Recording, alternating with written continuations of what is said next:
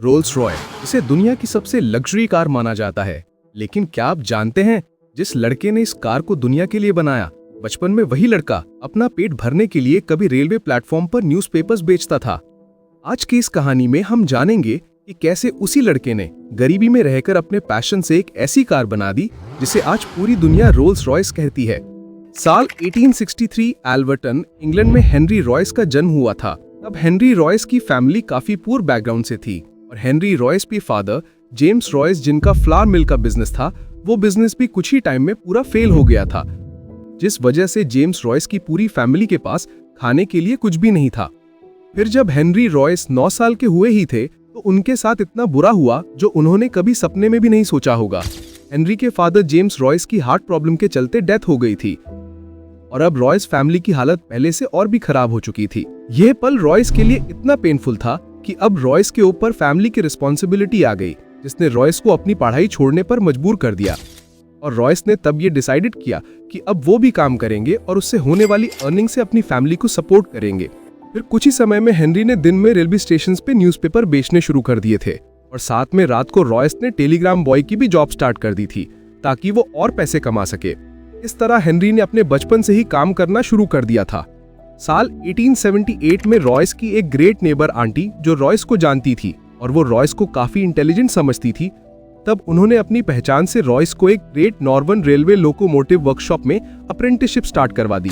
वहां Royce workshop में engine को खोलता और फिर उसे सही से जोड़ता और कुछ ही समय में रॉयस टूल्स कैलिब्रेशन में एक्सपर्ट बन गया। हेनरी रॉयस की अप्रेंटिसशिप चल ही रही थी कि तभी एकदम से रॉयस के सामने एक बड़ी प्रॉब्लम आ गई थी। उनकी ग्रेट आंटी, जिन्होंने रॉयस को स्पॉन्सर किया था, उनकी फाइनेंशियल सपोर्ट खत्म हो गई थी। उस समय अप्रेंटिसशिप को आगे कंटिन्यू रखने के लिए स्पॉन्सर को एक एनुअल फी देनी पड़ती थी और जब स्पॉन्सर को पैसा नहीं मिला तो उन्होंने बीच में अपनी अप्रेंटिसशिप को बीच में ही छोड़ दिया।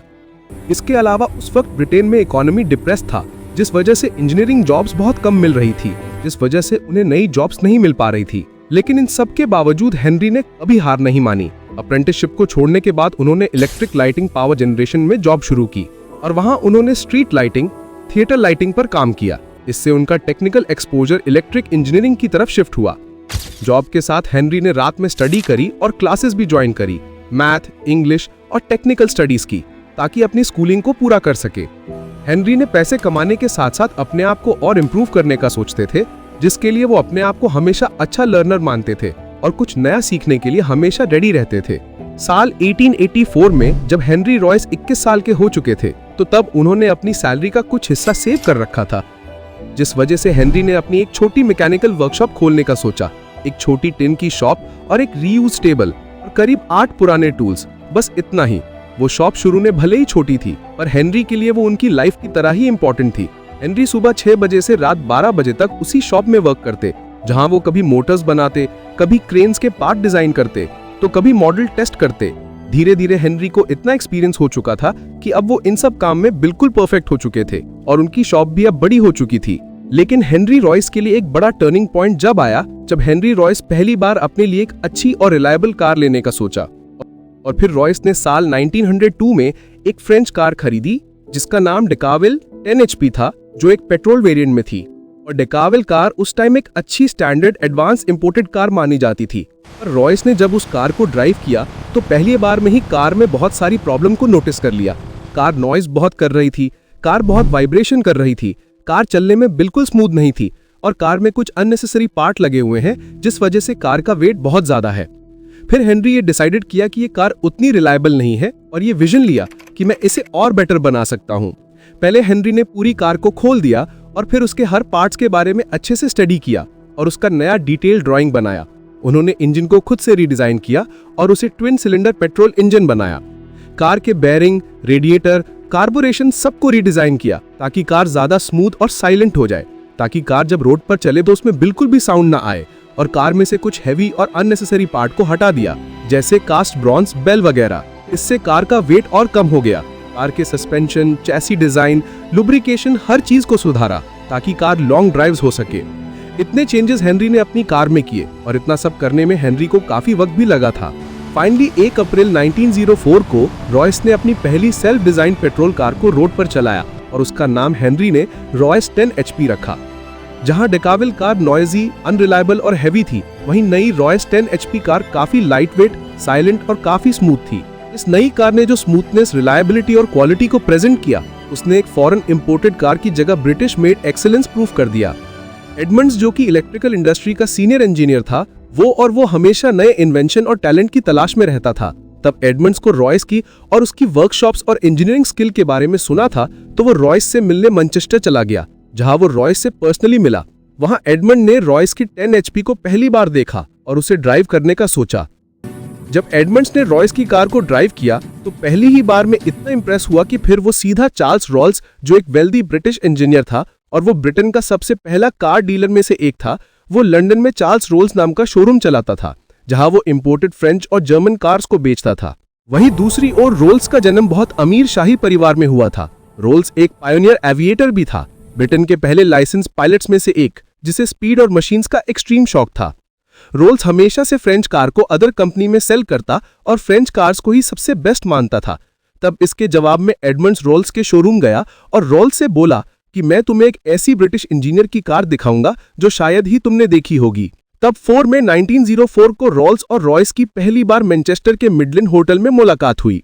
तब फर्स्ट टाइम रोल्स ने रॉयस की कार देखी और रोल्स ने उस कार को 5 मिनट तक ड्राइव किया और फिर रोल्स रॉयस की कार से इतना इंप्रेस हुए कि उन्होंने वही डिसाइडेड किया कि ऐसी साइलेंट और स्मूथ कार आज नहीं जलाई। तब वो रॉयस की कार को बेचेंगे और दूसरी कंट्रीज में इंपोर्ट करके बेचेंगे। यहीं से शुरुआत हुई रोल्स रॉयस की।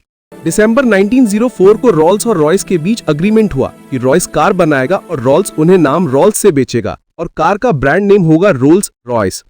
2 साल बाद 1906 तक बिजनेस इतना चला कि रोल्स और रॉयस एक डेडिकेटेड कंपनी बन चुकी थी, रोल्स रॉयस लिमिटेड। साल 1907 में रोल्स और रॉयस का सबसे बड़ा टर्निंग पॉइंट जब आया, जब रोल्स रॉयस ने HP सिल्वर घोस्ट को लॉन्च किया।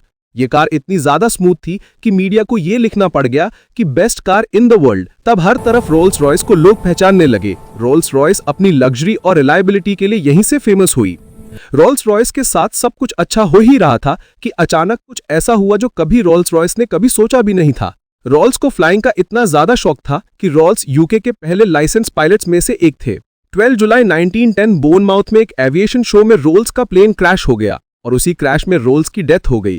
चार्ल्स रॉल्स सिर्फ 32 साल के ही थे और उन्होंने रॉयस को अलविदा कह दिया था। रॉल्स की डेथ के बाद कंपनी रॉयस की लीडरशिप में आगे बढ़ती रही। रॉल्स की डेथ के बाद रॉयस ने पूरा फोकस इंजीनियरिंग एक्सीलेंस पर लगाया। साल 1914 में रोल्स रॉयस घोस्ट को best car of the world के लिए चुना गया। यही वो टाइम था जब पूरी दुनिया ने रोल्स रॉयस जैसे ब्रांड को पहचाना। रोल्स रॉयस रॉयस को पूरे वर्ल्ड में इंजन लीडर बनाना चाहते थे। वही डिसीजन आज रोल्स रॉयस की फ्यूचर आइडेंटिटी बन गया। जब 28 जुलाई 1914 को फर्स्ट वर्ल्ड वॉर स्टार्ट हुआ, तब सरकार को ऐसे इंजन की नीड थी जो काफी रिलायबल इंजन हो। तब इस कमी को पूरा किया रॉयस ने वैसे ही जेट इंजन डिजाइन करके सरकार को रिलायबल जेट इंजन बना के दिए। तब साल 1915 को लॉन्च हुआ Rolls Royce eagle engine, UK का first mass produce aircraft engine, जो वर्ल्ड वॉर के एयरक्राफ्ट का बैकबोन यही इंजन था और वॉर में लगभग 1000 एयरक्राफ्ट इसी इंजन से चले। फिर रोल्स और रॉयस ने जेट इंजन बनाए, जैसे Rolls Royce Hawk, Rolls Royce Falcon, Rolls Royce Condor. इन सभी इंजनों ने रोल्स रॉयस को एक ग्लोबल कंपनी बना दिया। फिर साल 1930 तक कंपनी लग्जरी और एविएशन दोनों में किंग बन गई। इसी बीच रोल्स रॉयस ने अपनी फैंटम सीरीज को लॉन्च किया। फैंटम सीरीज 1 जो 1925 को लॉन्च हुई थी, फैंटम सीरीज 2 जो 1929 को लॉन्च हुई थी। फैंटम सीरीज ने रोल्स रॉयस को पूरी दुनिया में एक अलग पहचान दिलाई। फैंटम सीरीज रोल्स रॉयस को रॉयल्टी ब्रांड बनाती गई। इन सब के बाद अब हेनरी रॉयस की भी हेल्थ खराब हो रही थी और इसके बाद भी रॉयस ने अपनी डिजाइनिंग को कभी स्टॉप नहीं करते थे। वो सी साइड कॉटेजेस में जाके ड्राइंग्स बनाते थे और फिर फैक्ट्री को भेजते थे। फिर आया 22 अप्रैल 1933 का वो दिन जब हेनरी रॉयस की डेथ हो गई हार्ट प्रॉब्लम के कारण।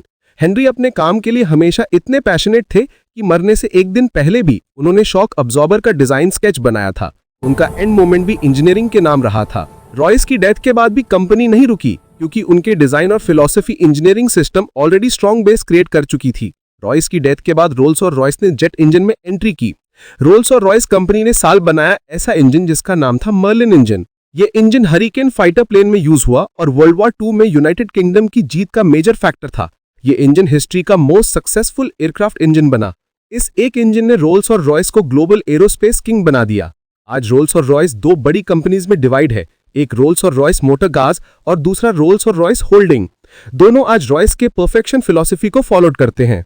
तो आज की इस कहानी में हमने जाना कि कैसे एक गरीब लड़के ने बनाई दुनिया की सबसे लग्जरी कार, जिसे आज पूरी दुनिया रोल्स और रॉयस नाम से जानती है।